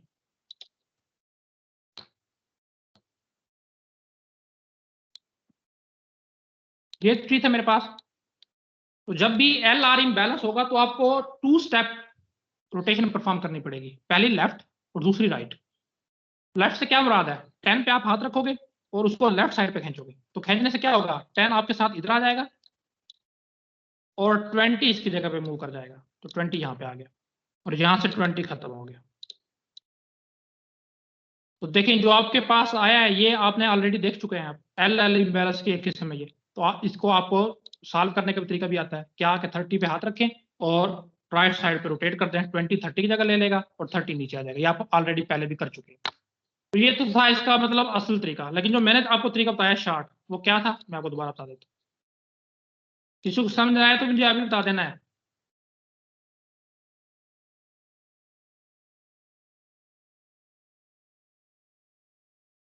ये ट्री मेरे पास था, इसमें मैंने आपको जो फास्टेस्ट वे बताया वो ये है कि ये वाली जो आपकी आखिरी नोड होगी ये रूट की जगह पे आ जाएगी, और रूट नोड जो है आपकी वो राइट में मूव कर जाएगी। तो इससे क्या होगा, देखें रूट की जगह आ गई है 20, 10 एज इट इज, और जो रूट नोड पहले थी वो राइट में मूव कर गई। ये आपका रिजल्टेंट ट्री निकला है, ठीक है जी सर। अच्छा अब नेक्स्ट देखें। सर ये तो सर अगर ज्यादा नोड ये होंगे तो तो भी आपने यही तरीका शॉर्ट लगेगा, तरीके से बताया अगर ना। नोड ज्यादा हो। सब्र करना, सारा कुछ आएगा, ज्यादा नोड वाला भी हम करेंगे, पहले आप इनको समझ लें। ये तो आपने शॉर्ट तरीके से बताया ना कि उसको 20 को ऊपर ले जाएं, 30 को राइट पे मूव करें। और अगर दोनों बताए, पहले भी बताया है कि पहले आप लेफ्ट रोटेट करो, 10 पे हाथ रखो, उसको लेफ्ट साइड पे खींचो, 20 10 की जगह मूव कर जाएगा और 10 नीचे आ जाएगा। उसके बाद आप राइट रोटेट करो, 30 पे हाथ रखो और 30 को राइट साइड में मूव करो, 20 उसकी जगह पे चला जाएगा, 30 राइट साइड पे आ जाएगा, 10 एज इट इज रह जाएगा। दोनों तरीके बताए मैंने, सही है सर। ठीक है। तो देखिए जी लास्ट टाइप की जो रोटेशन है हमारे पास उसका हम बोलते हैं आरएल रोटेशन। अब आपको समझ आ गया होगा कि आरएल क्यों बोला जा रहा है, क्योंकि राइट सब ट्री के लेफ्ट सब ट्री में हम कोई चीज इंसर्ट करेंगे और उससे इंबैलेंस होगा। तो एक इनिशियल ट्री मेरे पास ये था, 20 ऐड करना था, 10 से ग्रेटर था, राइट साइड पे आ गया, 30 है, 30 से छोटा है, लेफ्ट साइड पे आ गया, तो इसकी ये जगह बनेगी। तो मैं यहाँ पे इंसर्ट कर देता हूँ 10 30 20 इंसर्ट करना था, उससे छोटा है तो राइट। तो देखें आपने लेफ्ट सब ट्री के राइट में इंसर्ट किया, तो इसको हम बोलेंगे, सॉरी राइट सब ट्री के लेफ्ट में इंसर्ट किया, आर एल इम्बैलेंस हुआ मेरा, राइट लेफ्ट इम्बैलेंस। अच्छा इसका पहले तो जुगाड़ी तरीका देख लें या फास्टेस्ट वे देख लें, बिल्कुल एज इट इज। 20 आपकी रूट की जगह लेगा और 10 आपका लेफ्ट साइड पे मूव कर जाएगा। और जिसका आप असल तरीका है वो देख लें, मैं इसको थोड़ा सा रेज कर दूं।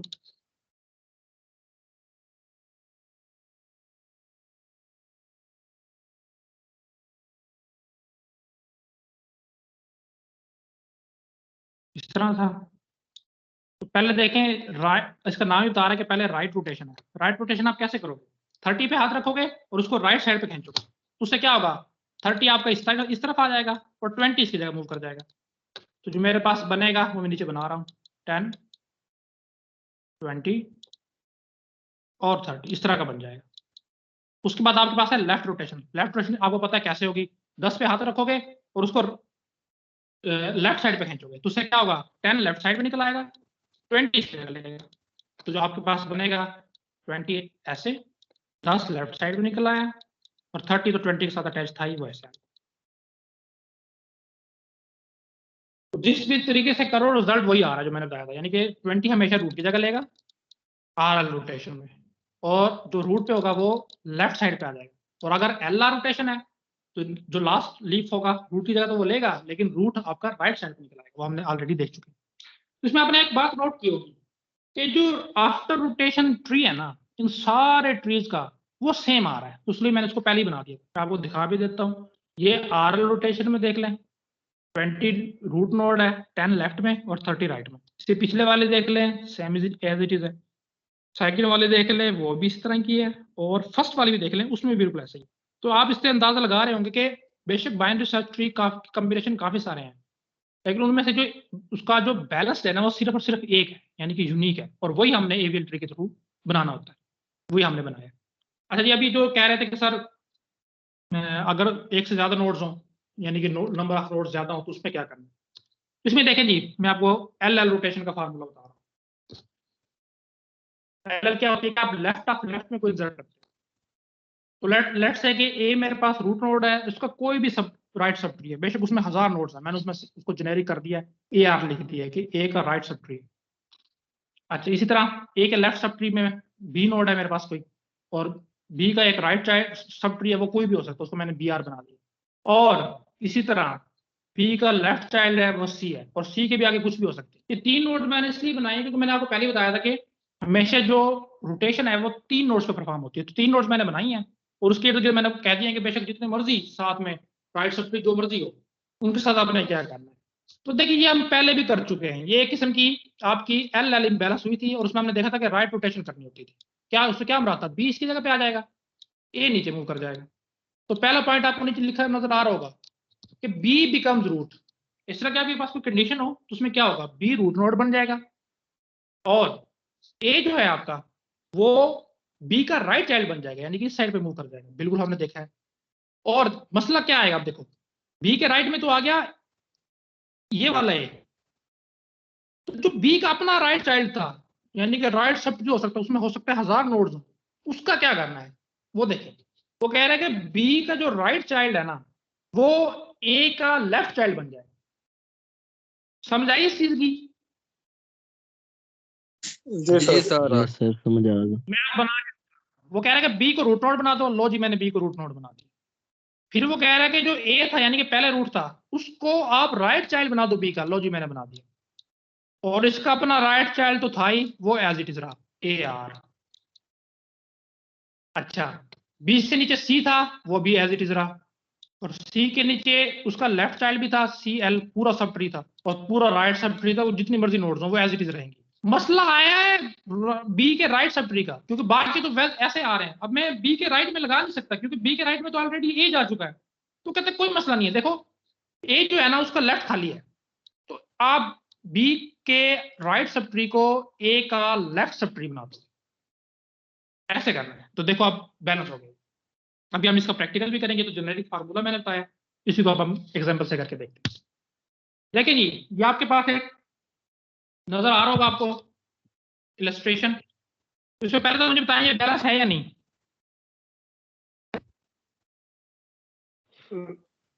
नहीं सर। नहीं है। क्यों नहीं है, इतनी जल्दी कैसे काउंट कर लिया भाई? सॉरी सर, बैलेंस बैलेंस है सर, सॉरी। देखिए रूट से स्टार्ट करते हैं, 1 2 3, height of left sub tree है 3। तो अब हम राइट सब ट्री को देखते हैं, 1 2 3 -2 1, रूट नोड का बैलेंस वेक्टर 1। अब मैं 20 की देखता हूँ, 1 2, और राइट सब ट्री 1 2 0। अब मैं 40 की देखता हूँ, 0 -1 -1। अच्छा, इसी तरह मैं 10 की देखता हूँ, 1 -1 0। 25 की देखता हूँ, 0 -1 -1। 50 का देखता हूँ, 0 5 का 0, 15 का 0, 28 का 0। तो ये बिल्कुल बैलेंस्ड मेरे पास ट्री है, कोई भी बैलेंस फैक्टर 1 -1 और 0 से एक्सीड नहीं कर। तो अब मैंने इंसर्ट करना है इसमें 4। देखो जी 4 कहाँ पे आएगा, 30 से स्टार्ट किया, छोटा है, लेफ्ट में आ गया, 20 पे 20 से भी छोटा है, इसके लेफ्ट में 10 10 से भी छोटा है, इसके लेफ्ट में 5 इससे भी छोटा है, तो ये यहाँ पे आएगा। लो यहाँ पे मैंने इंसर्ट कर दिया। अब मैं इसके बैलेंस फैक्टर काउंट करता हूँ, चेंज होने के चांसेस हैं वो मैं मिटा देता हूँ।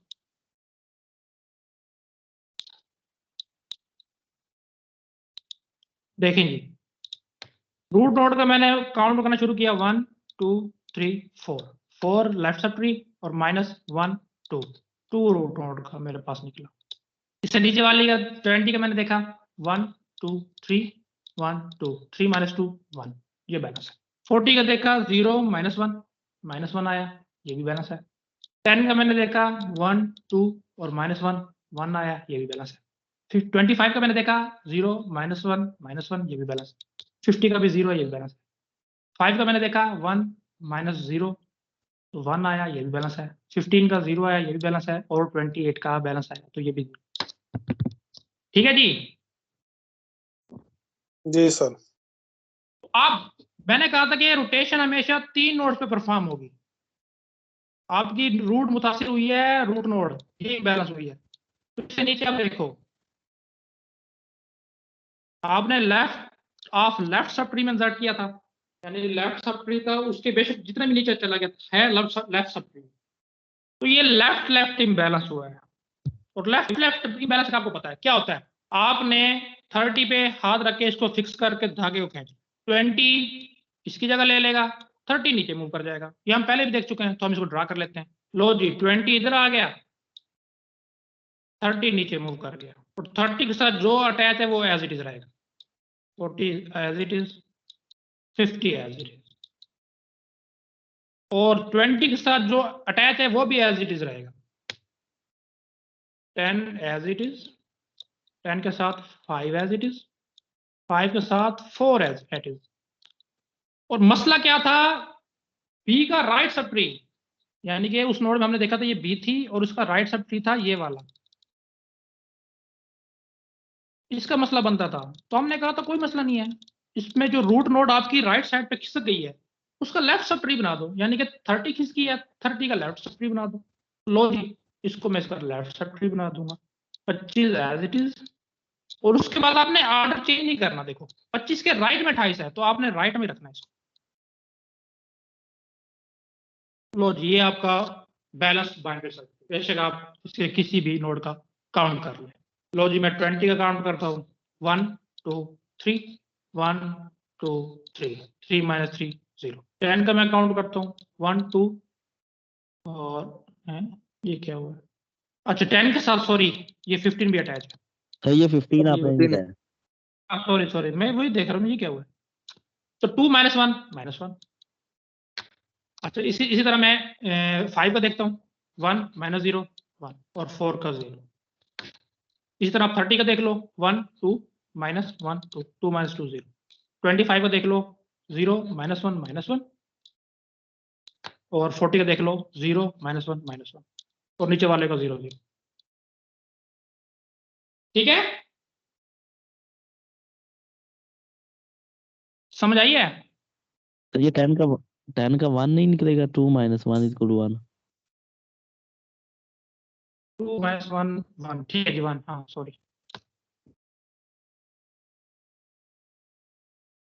ठीक है जी, इसमें जो आपने देखना था कि आपने Yes, यस रोटेशन सर समझ किसके आ गई। कौन सी इम्बैलेंस हुई थी, रूट नोड पे आपने रोटेशन परफॉर्म की, उसका बैलेंस फैक्टर देखें 0 हो गया, ये हमने शर्त पढ़ी थी। ठीक है, यस सर समझ आ गई बिल्कुल। चलेंगे। अच्छा दूसरी मैं बता रहा हूँ आपको फार्मूला, ये था एल का, इसी को आप बिल्कुल आर में कन्वर्ट कर सकते हो, बिल्कुल सेम ही चीज, क्योंकि एल और आर सेम है, और एल आर और आर एल सेम है। तो मैं आपको एक एल करवा रहा हूँ और एक एल आर करवा रहा हूँ। आप लोगों ने आर और आर एल बिल्कुल उसके अपोजिट है, सिर्फ रोटेशन का फर्क है, वो आपने खुद से देखना कैसे। तो देखें जी, अगर आपके यस सर पास वो इस कर तरह की लेंगे। है, हाँ ये आपको समझ आ गई, वो तो आपके लिए कोई मुश्किल नहीं है। तो देखें, अगर कोई आपके पास ऐसा सब ट्री है या ऐसा ट्री आ जाता है कि जिसमें आपने लेफ्ट के राइट में कोई चीज इंसर्ट की थी और उससे आपका इम्बैलेंस हुआ था, तब आपने क्या करना है। तो देखिए जी, लेट्स से कि आपने लेफ्ट और उसके राइट में बेशक इस नीचे 1000 नोड थी कहीं पे, या इसके कहीं पे 1000 नोड थी, उसमें कहीं पे आपने इंसर्ट किया था।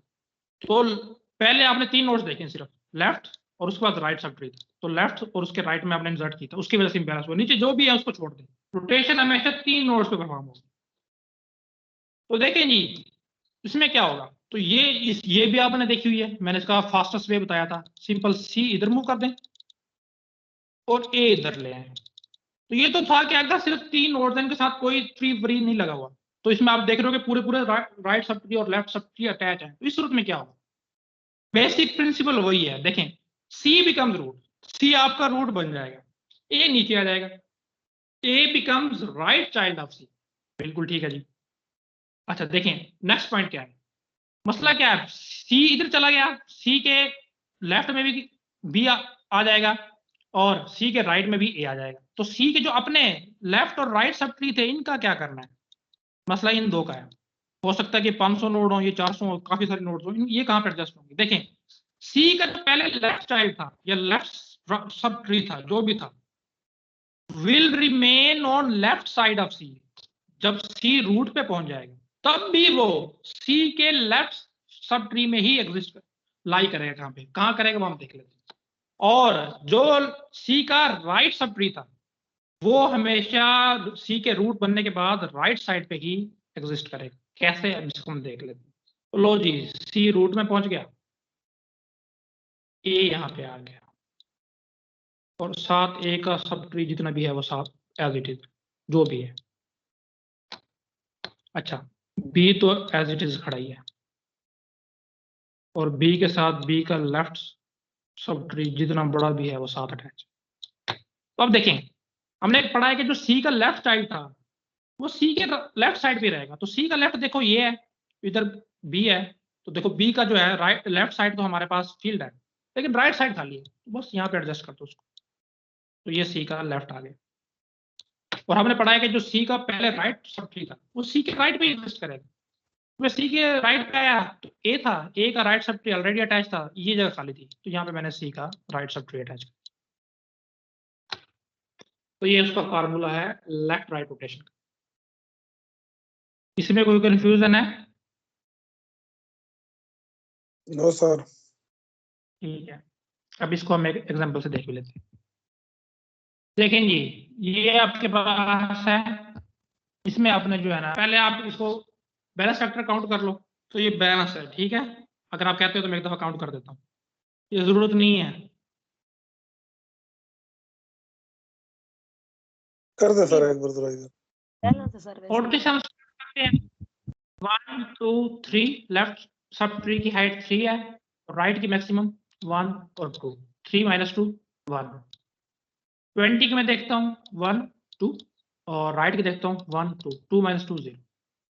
50 की 0 -1 -1, 10 की 1 - 0 1, 30 की 1 - 1 0 और 60 की 0, 5 की 0, 25 की 0, 35 की 0। तो किसी की भी बैलेंस फैक्टर 1 0 और -1 से एक्सीड नहीं कर रहा। तो लेट से अब मेरे पास आता है कि 27 इंसर्ट करो, ठीक है जी। रूट से छोटा है लेफ्ट में आ गए, लेफ्ट में 20 है इससे बड़ा है, ठीक है ये 30 पे आ गए। 30 से छोटा है तो इसके लेफ्ट में आ गए 25 से बड़ा है तो इसके राइट में, तो यहाँ पे आगे जो है ना 27 इंसर्ट होगा। हर इंसर्शन के बाद मैंने बैलेंस फैक्टर काउंट करने हैं ईच नोड के।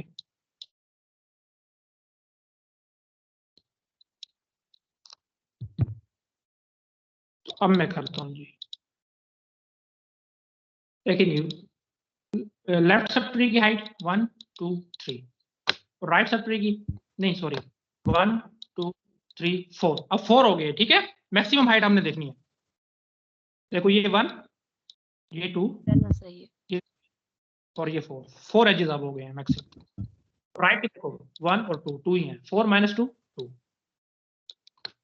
अच्छा 20 की मैं देखना चाहता हूँ 1 2 और राइट सब ट्री की 1 2 3, 2 - 3 50 की 0 -1 -1। अच्छा 10 की मैं देखूंगा 1 - 0 1, 30 की मैं देखूंगा 1 2 -1 1, 60 की 0, 25 की देखूंगा मैं 0 -1 -1 और 35 की 0। तो अब देखो आपकी रूट नोड जो है वो इम्बैलेंस हो चुकी है, दो उसके बैलेंस फैक्टर आ गए। तो ये क्यों इम्बैलेंस हुई है? देखो आपने लेफ्ट सब ट्री के राइट सब ट्री में इंसर्शन किए, उसके बाद जहां पे मर्जी हो हमने सिर्फ 3 नोड्स को देखना है, पहले लेफ्ट में आया उसके बाद राइट में आना, नीचे जहां भी वो आप इसको इसका सिंपल सब एग्जिस्ट कर। तो इसका मुझे तरीका पता है, क्या तरीका है? इस रोटेशन में 30 जगह ले लेता है रूट की और 40 जो है उसके राइट में आ जाता है। तो हम इसको करने लगे, देखो 30 रूट पे आ गया जी और 40 जो था वो इसका राइट सब ट्री बन गया, और उसके बाद उसका जितने भी ट्री था वो एज इट इज, 40 के लेफ्ट में था 50 और 50 के सॉरी राइट है, ये राइट में था 60, ये एज इट इज रहेगा, इसको नहीं हमने चेंज। और रूट के जो पहले था इधर था 20, ये एज इट इज, 20 से आगे था 10, ये एज इट इज, 10 से आगे था 5, ये भी एज इट इज, 20 के राइट में था हमारे पास 30, ये एज इट इज, और 30 के नहीं 30 तो चला गया ना, सॉरी 30 तो हमने मूव किया। लो जी, यहां तक समझ आ गई है? यस जी। सर। ठीक है, तो ये दो हमने कर लिया। हमने देखा था कि जो सी नोड थी या 30 वाली नोड थी वो रूट में चले जाएगी, और रूट पे जो पहली थी वो इसकी राइट साइड पे बन जाएगी। तो ठीक है, ये हो गया। तो उसके बाद हमने देखा था कि यार जो रोड नोड आपने मूव किया है, मतलब उसके लेफ्ट सब ट्री का और राइट सब ट्री का है। तो हमने देखा था कि यार जो आपने मूव कर रहे हैं उसका जो लेफ्ट सब ट्री है ना वो हमेशा लेफ्ट में ही रहेगा सब ट्री, और जो राइट सब ट्री है वो राइट में ही रहेगा। तो लो जी, हमने ये भी तरीका देखा था कि यहाँ पे आप इसको 25 को लगा देंगे और जो राइट में है वो 35 यहाँ पे लगा देंगे। ये तो क्योंकि एक एक नोड है, बेसिकली एक से ज्यादा भी होती है तब भी वो आप यहीं पे अटैच करेंगे। तो ये आप इसका काउंट करोगे तो ये बैलेंस्ड बाइनरी सर्च ट्री है। सर समझ आई है? 27 क्यों आ जाएगा सर? 27 तो रहता है ना, 27 कहाँ लगाएंगे? यार 25 किस कहाँ पे लगा हुआ है? वो राइट में लगा हुआ है तो लगा दो, ये लो उसके राइट में सही है। यहाँ पे लगा हुआ वो उसको नहीं छेड़ना, उस तरतीब को नहीं छेड़ना, ठीक है? जी जी सर सर। समझ आ गई। हाँ, इसका बैलेंस फैक्टर काउंट करोगे तो हमने रोटेशन परफॉर्म किया है 30 के रूट नोड के अगेंस्ट, उसका 0 आएगा। ये तो हमारे पास 100% है, बाकियों का भी मतलब 1 -1 और 0 के बीच में होगा, इससे एक्सीड नहीं करेगा क्योंकि आपने बैलेंस कर दिया है। बेशक आप किसी भी नोड का काउंट करके देख लो। तो ये हमारे पास थी लेफ्ट राइट इम्बैलेंस या लेफ्ट राइट रोटेशन, वो मैंने बता दी कैसे परफॉर्म करनी है। तो बिल्कुल इसके थोड़ा सा फर्क है चाहिए राइट सर। राइट में जी। 20 के बाद नीचे 25 इसके राइट पे, तो यहाँ पे 27 कर लें और 25 को इसका लेफ्ट बना दें 27 का। नहीं नहीं नहीं, खुद से नहीं करना, खुद से नहीं करना, जहां से स्टार्ट हो रहा है वैसे ही करना, अपनी मर्जी नहीं चलानी। सही है। देखो ना, अब अगर आप कह रहे हो कि मैं 27 को इधर ले आऊं, इधर जी मैं यही कह रहा था, 27 ऊपर आ जाएगा और 25 इसके लेफ्ट में आ 27 जाएगा। को ले आता हूं मैं और 25 को इधर ले आता हूं, तो बाइनरी सर्च की प्रॉपर्टी मुझे कहती है कि राइट में हमेशा की रूट जो आपकी नोड है उससे छोटा होगा। तो ये राइट में आएगा लेकिन 27 से बड़ा छोटा होके आएगा, तो ये तो बड़ा आना चाहिए था राइट साइड में। तो आप बाइनरी सर्च 25 की इसके प्रॉपर्टी, लेफ्ट पे हो जाएगा। आपने वो ऑर्डर नहीं चेंज करना ना, जैसे है वैसे कायम रखना। हो सकता है कि यार देखो ना, अभी तो 25 के राइट लेफ्ट में कोई है नहीं, हो सकता है कि यहाँ पे कोई और चीज होती, फिर क्या करते आप? हाँ, ये है बात। हाँ, तो ये भी तो है ना। जी सर समझ आ गई। तो ये देखो जी, आर आर और आर एल रोटेशन आपने खुद से करनी है, ये मैंने असाइनमेंट आपको दे भी दिया, इसी से बिल्कुल मिलती जुलती है, कोई इसमें एक सिर्फ एक सीमत का फर्क है और कोई खास फर्क नहीं है। अच्छा जी, अगर आपको कोई इस तरह की वैल्यूज दी गई हों और आपसे कहा जाए कि आप एवीएल ट्री को जनरेट करें, तो जैसे हमने बाइनरी सर्च ट्री को देखा था, तब आप क्या करोगे? देखो हर नोड इंसर्ट करने के बाद ना आप सारे नोड्स का बैलेंस फैक्टर काउंट करोगे, और आपको लगता है कि कहीं पे भी बैलेंस फैक्टर जो है 1, 0 या -1 से एक्सीड कर रहा है, तो आप रोटेशन परफॉर्म करोगे। तो हम देखते हैं, चलें जी। पहले 10 आया जी, लो जी हमने इंसर्ट कर दिया। उसके बाद 20 राइट में आएगा, इंसर्ट कर दिया। 30 राइट में आएगा, इंसर्ट कर दिया। 20 तक तो ठीक था। जैसे ही 30 आया, अब मैं बैलेंस फैक्टर काउंट करता हूँ। रूट नोड को देखो, 0 -1 और 2, 0 -2 -2। अच्छा 20 का देखो, 0 -1 -1 और 30 का 0। तो रूट नोड इम्बैलेंस हो गया। तो कोई मसला नहीं, मुझे पता है ये क्या करना है इसका। 12 पे मैं हाथ रखूंगा, राइट साइड में मूव कर दूंगा। 20 नोड इसमें आ जाएगा रूट में, 10 इसके लेफ्ट में और 30 राइट में। सारे इंसर्शन के बाद आपने 10 और 20 के बाद भी चेक करनी है, लेकिन उसमें क्योंकि था नहीं तो मैंने इसको स्किप कर दिया। नेक्स्ट है जी मेरे पास 25। 25 20 से बड़ा है, मैं इसके राइट में आ गया। 30 है, 30 से छोटा है, इसके लेफ्ट में आ गया। अगेन सेम चीज, बैलेंस फैक्टर काउंट करो। लेफ्ट सबट्री की हाइट 1 है, राइट सबट्री की 1 2 -2 तो -1। ठीक है जी, इसकी 0, इसकी 1, इसकी 0। अभी ठीक है, अभी कोई मसला नहीं। नेक्स्ट है 28। देखिए जी 28 कहाँ पे आएगा। 20 से बड़ा है, इसके आ जाएगा राइट में। 30 है, 30 से छोटा है, लेफ्ट में आएगा। लेकिन 25 है तो 25 से बड़ा है, तो यहाँ पे आएगा 25 के राइट में। तो मैं इसको अलग से बना,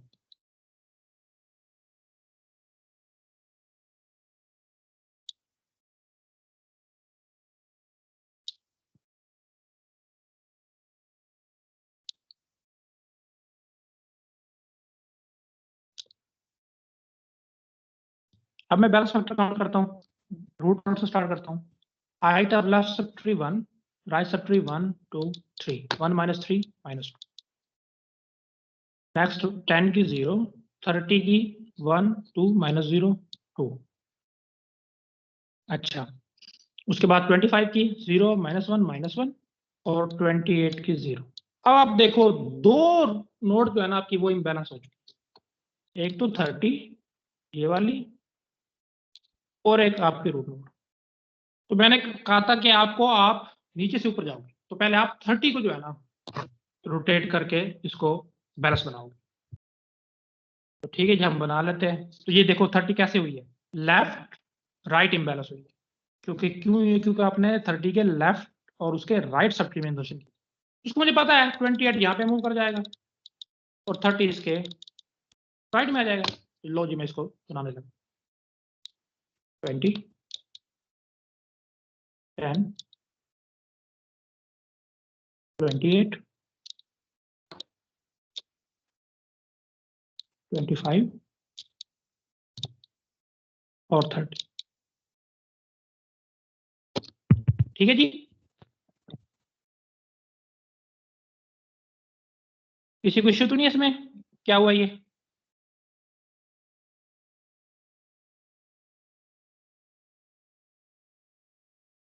नो सर, नो सर। तो अब मैं इसका बैलेंस फैक्टर काउंट करता हूँ। रूट नोड का जी 1 और उसके बाद 1 2 -1। इसके अगेंस्ट रोटेशन परफॉर्म हुई है, तो इसका तो लाजमी तौर पर 0 होना चाहिए। तो 1 -1 0, इसका 0, इसका 0, इसका 0। तो स्टिल मेरे पास जो अभी तक जो है वो बैलेंस फैक्टर 0 आ रहा है, तो ये बैलेंस्ड है। नेक्स्ट 27 आया मेरे पास। 20 है रूट नोड में, इससे ग्रेटर है। 28 है नेक्स्ट, इससे स्मॉलर है। इससे स्मॉलर है तो लेफ्ट साइड में आया। लेफ्ट साइड में 25 पड़ा है, इससे ग्रेटर है, तो इसके राइट में 27 इंसर्ट होगा। तो ये मैंने कर दिया। एक नाम इसके पहले प्रीवियस बैलेंस फैक्टर को रिमूव कर लूं, हम नए सिरे से काउंट करेंगे। चलो जब मैंने अगेन बैलेंस फैक्टर काउंट करना है। Height of left subtree 1, right subtree 1 2 3, 1 -3 -2। इसकी 0, इसकी 1 2 -1 1 की 0 -1 -1। 30 का 0 -1 -1, नहीं सॉरी 0, और 27 का भी 0। ठीक है जी,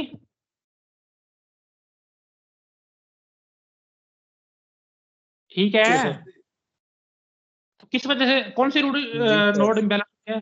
रूट नोड किस वजह से हुई है कि आपने राइट लेफ्ट इंसर्शन की थी, यानी कि इन 3 नोड्स को आप कंसिडर करोगे।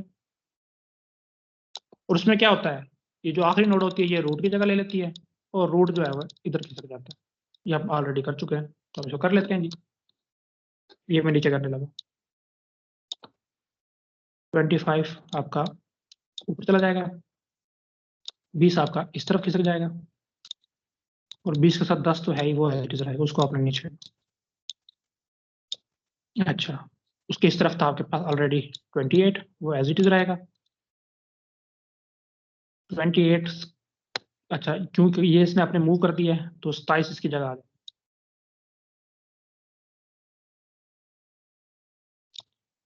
ठीक है, और 30 एज इट इज रहेगा।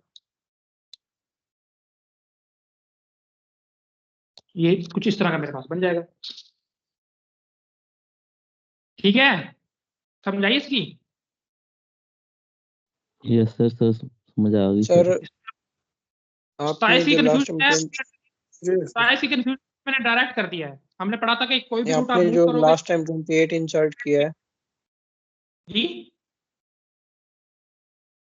तो आपने वो नीचे वाले 3 नोड्स लिए थे, ये जो डायग्राम है 30, 25 और 28। अब आपने ऊपर वाले जी 3 नोड्स लिए हैं, तो इसमें देखो 27 ना, क्यों नहीं लिया? है ना, कितनी नोड इम्बैलेंस हुई है। अगर एक से ज्यादा हुई है तो आप बॉटम से टॉप पे जाओगे। तो मैं बॉटम से टॉप पे गया था क्योंकि 2 नोड इम्बैलेंस हुई थी ना, एक ये वाली और एक ये वाली। तो मैं टॉप, पहले मेरे ये आती थी तो उसको मैं बैलेंस करने के चक्कर में था, मैंने इसको बैलेंस किया, ऊपर वाली ऑटोमेटिक होगी, मैंने उसको हाथ ही नहीं लगाया। अगर वो ना होती तो मुझे उसको भी करना पड़ता। तो अब हमारे पास, अच्छा वो 20 इम्बैलेंस हो रहा है, उसका वो बैलेंस फैक्टर -2 आ रहा है, सही है। तो आपके इम्बैलेंस होगा, आपने वही करनी है। अगर एक से ज्यादा आ रही है तो फिर मैंने आपको बताया था कि आप नीचे से ऊपर जाओगे, पहले नीचे वाली को ठीक करोगे फिर ऊपर वाली। जी सर, समझ आया। और इस टाइप में मैंने बताया था कि जो भी रूट ऊपर मूव करती है, जो इसका राइट सब ट्री होता है वो राइट में ही रहता है, और हमने वो भी देखा था कि इसके लेफ्ट में बन जाता है, वो मैंने डायरेक्ट लगा दी। अच्छा, नेक्स्ट मेरे पास है 5। तो लो जी, मैं 5 को इंसर्ट करता हूँ। 25 पे आया, इससे छोटा है, लेफ्ट में आ गया 10, सॉरी 20, 20 का भी से भी छोटा है 10, और 10 से भी छोटा है, तो यहाँ पे 5। ये इंसर्शन हो गई। अब मुझे दोबारा से बैलेंस फैक्टर काउंट करना पड़ेगा, तो मैं पहले 25 करता हूँ। 1 2 3, height of left sub tree is 3, और height of right sub tree is 1 2, 3 - 2 1। 20 की मैं देखता हूँ, 2 20 के साथ कुछ अटैच था नहीं, इसको ही मुझे करना पड़ेगा, फिर ठीक है हम कर लेते हैं। 20 की जी मेरे पास निकला है 2। अच्छा, 28 का मेरे पास निकला है 0, 10 का मेरे पास निकला है 1, और 27 का 0, 30 का 0, और 5 का 0। अब देखिए 20 आपके पास इम्बैलेंस हुई है और लेफ्ट इम्बैलेंस है। तो लेफ्ट इम्बैलेंस का मुझे पता है, 20 पे मैं हाथ रखूंगा और राइट साइड पे मूव कर दूंगा, तो 10 इसकी जगह ले लेगा, 20 नीचे आ जाएगा। 10 ऊपर आ मैं जाएगा, 5 20 राइट बन जाएगा। बनाने लगाऊंगा 25, और यहाँ पे आ जाएगा 20 की जगह पे 10। 20 मूव कर जाएगा इसके राइट में, और 10 के साथ जो 20 के साथ 5 था वो एज इट इज, उसको नीचे। 20 के राइट सब ट्री में मेरे पास पहले नंबर पे 28 था, वो एज इट इज। इसका लेफ्ट सब ट्री था 27, वो भी एज इट इज, और राइट सब ट्री था 30, वो भी एज इट इज। लो जी, अब मैं बैलेंस फैक्टर काउंट करने लगा हूँ। 75 का पहले 1 2 -1 2 0, 10 का 1 -1 0, 28 का 1 -1 0, 5 का 0, 2 का 0, 27 का 0, और 30। तो ये मेरे पास बैलेंस्ड बाइनरी रिसर्च ट्री है दी गई वैल्यूज के मुताबिक। ठीक है जी।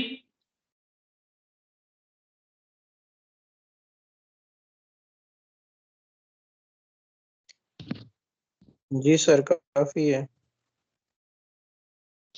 क्यों काफी है, कंप्लीट तो कर लें। एक ही चीज है बस, डिलीशन। चलेंगे। देखें जी, डिलीट कैसे करना है। डिलीट बिल्कुल वैसे ही करना है जैसे कि बाइनरी सर्च ट्री से करना है। 3 केस बनेंगे कि जिस नोड को आप डिलीट कर रहे हो क्या उसका कोई चाइल्ड है, अगर तो नहीं है तो सिंपली डिलीट कर दो। और अगर एक चाइल्ड है तो वो चाइल्ड उसकी जगह ले लेगा, और अगर दो चाइल्ड है यानी कि दो सब ट्री है तो फिर आप इन ऑर्डर सक्सेसर या इन ऑर्डर प्रीसेसर से रिप्लेस करोगे। तो देखिए जी, same as deletion from BST मैंने बता दिया है। पहले आप देखोगे जिसको डिलीट करना है वो है भी या नहीं, अगर तो है ही नहीं तो फिर क्या डिलीट करोगे, तो यानी कि सर्चिंग करोगे पहले, और अगर मिल जाती है तो उसको डिलीट कर दो। पहला तो ये है। अब पहले दो वाले में इसमें मिस कर रहा हूँ, तीसरा देखो जी, अगर कौन उसकी जगह लेगा, हमेशा इन ऑर्डर सक्सेसर या इन ऑर्डर प्रीडिसेसर उसकी जगह लेता है। मोस्टली जगहों पे आप इन ऑर्डर सक्सेसर ही देखोगे, प्रीडिसेसर भी ले सकता है, इसमें कोई आपके अपनी चॉइस। ठीक है जी, अगर आपने डिलीट भी कर दिया इन ऑर्डर सक्सेसर को या प्रीडिसेसर को, उसकी जगह पे भी लिया है, और अगर उसके बाद इम्बैलेंस हो गया तो फिर क्या करोगे? कोई मसला नहीं, हमें रोटेशन का पता है, हम रोटेशन परफॉर्म करके उसको अगेन बैलेंस कर देंगे। तो चलो जी हम इसको देखिए जी, आपके सामने इलस्ट्रेशन शो हो रही है। इसमें आपको एक सर। ट्री दिया गया है, ठीक है, ट्री दिया गया है आपको पहले नंबर वाले जिसको मैं लिख रहा हूँ उस पर देखिए। तो ये एक बैलेंस बाइनरी ट्री था, ये क्या कहते हैं इसको, बैलेंस फैक्टर मैंने ऑलरेडी काउंट किया हुआ है, किसी का भी 1, -1 और 0 से एक्सीड नहीं कर रहा। तो लेट्स से इसमें से 13 नंबर वाली नोड मैंने डिलीट करनी है, ठीक है यार, ये डायरेक्ट ही पहले सिंपल किधर है, 1 मिनट दीजिएगा, मैं पहले देख लूं। वो मैंने शामिल ही नहीं की। चलो जी ठीक है, अच्छा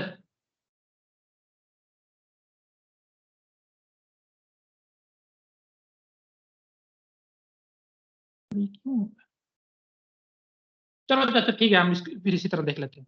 पहले वाले एग्जांपल यार वो मैं देख रहा हूँ क्यों नहीं आई, हालांकि मैंने इसको ऐड तो किया था, मैं देखता हूँ उसके बाद। तो लेट्स से मैंने 13 को रिमूव करना है, तो मैंने इसका इन ऑर्डर सक्सेसर ढूंढना है, तो कोई बात नहीं है, मुझे पता है इन ऑर्डर सक्सेसर में इन ऑर्डर ट्रैवर्सल से निकाल सकता हूँ। और उसका आसान सा तरीका मैंने कहा था कि हर नोड के इस तरह आप साइन लगा लो, तो इस नोड के बाद जो भी इस ट्रैवर्सल में आएगा उससे रिप्लेस कर दो। तो लेट्स से मैं यहाँ से शुरू करने लगा हूँ, लो जी। सर ये इन ऑर्डर सक्सेसर या इन ऑर्डर प्रीडिसेसर क्या होता है? अभी आपको पता चल जाएगा, 1 मिनट देखें। ये मैं इन ऑर्डर ट्रैवर्सल करने लगा हूँ, तो इन ऑर्डर ट्रैवर्सल में पहले नंबर पे 8 आएगा, उसके बाद 9 आएगा, उसके बाद आएगा 11,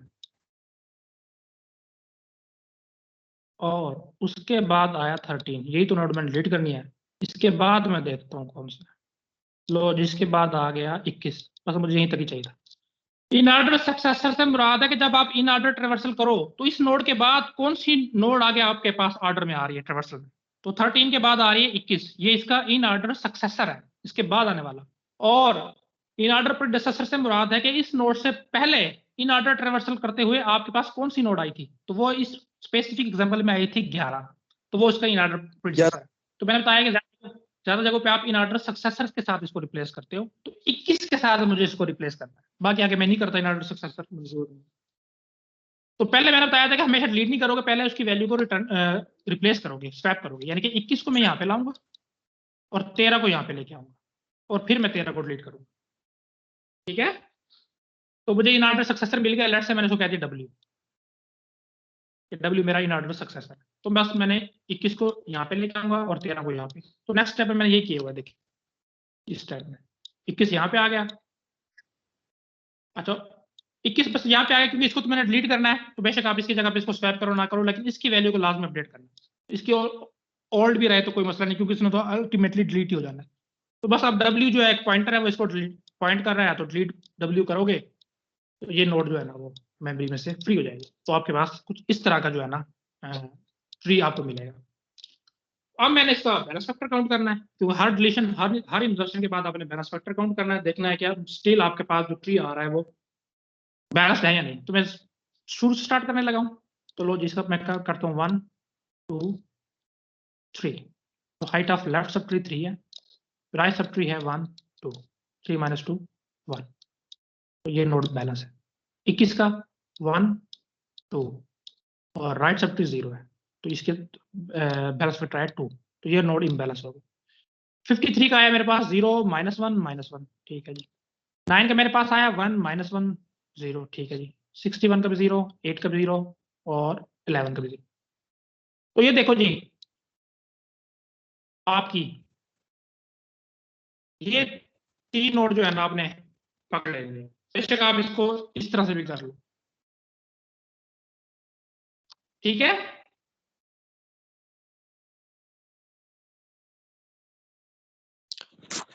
जी सर ठीक है। और आप अपने रोटेशन परफॉर्म कर देनी है। तो क्योंकि मैंने काउंट कर लिया था कि इस नोड का जो है बैलेंस फैक्टर 2 आया था, तो इस नोड के अगेंस्ट मैंने जो है ना वो रोटेशन परफॉर्म करनी है। तो इस पे मैं हाथ रखूंगा और इसको राइट साइड पे खींचूंगा, तो 21 यहाँ पे आ जाएगा, 9 इसकी जगह पे चला जाएगा, ठीक है। जी सर। अब तो रोटेशन है ना,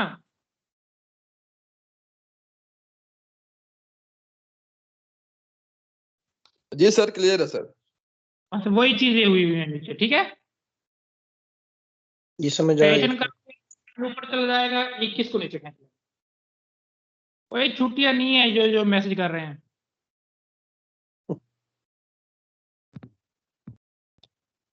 ये इस तरह का आपके पास जो है ना फाइनल ट्री आपको मिल जाएगा, और इसमें आप सबका बैलेंस फैक्टर काउंट करोगे तो कोई भी 1, -1 और 0 से एक्सटेंड नहीं करे।